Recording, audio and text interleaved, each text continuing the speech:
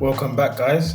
I hope you caught this bear move that I highlighted on last week's US30 analysis key breakdown and forecast. Let's get into it.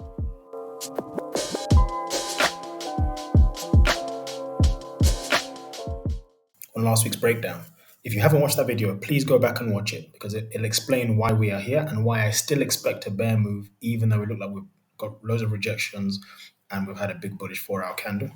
I'll explain why I think we should actually drop further down.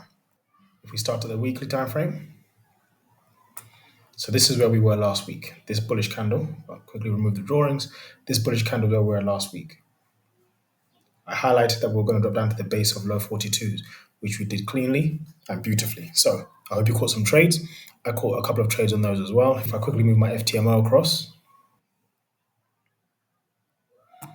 and I scroll down, you can see these are the trades, these four here. I'll explain while I'm in drawdown on another video, on a FTMO challenge video. So for next week,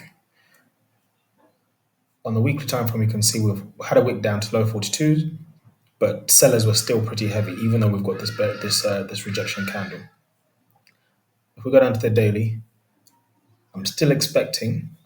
We ended on a daily. Friday was a daily bullish hammer with a small rejection to the top, but I'm still expecting a slight lower push down. I'm hoping for this to push a bit further down. Reason being, even if we go into the 4-hour, we had the range. The range bounces. It's gone back. It looks like it's taken out liquidity and then it's pushed back up. However, I still want these levels to be taken out. I'm looking at either 42 ones, 42 flat. So I'm looking for a slight lower push down. And even still, we'll either have this scenario. Either price will continue to push slightly further up to this resistance level and then roll over, or it'll consolidate here, slowly move further down, and then create a big push up. As we've had lots of rejections here, it's very possible that we may be pushing back up off this base. If we were going to break this base level of 42s, we probably would have just come all the way through on these bear candles. Would have just come all the way through, closed beneath, retested, and just continued down. But I don't think the bear trades are complete on this. I still expect slight bear pushes down.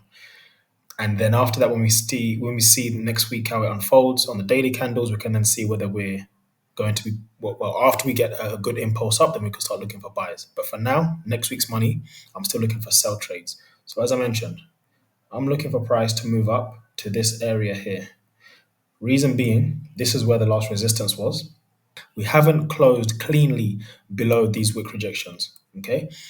But we also haven't closed clean above the 44 mark. I'm not looking for buys anywhere above. Last week's video, I did mention 44s.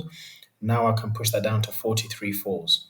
Until we break cleanly above 43 fours, I'm looking for buys. I'm still looking for bear trades.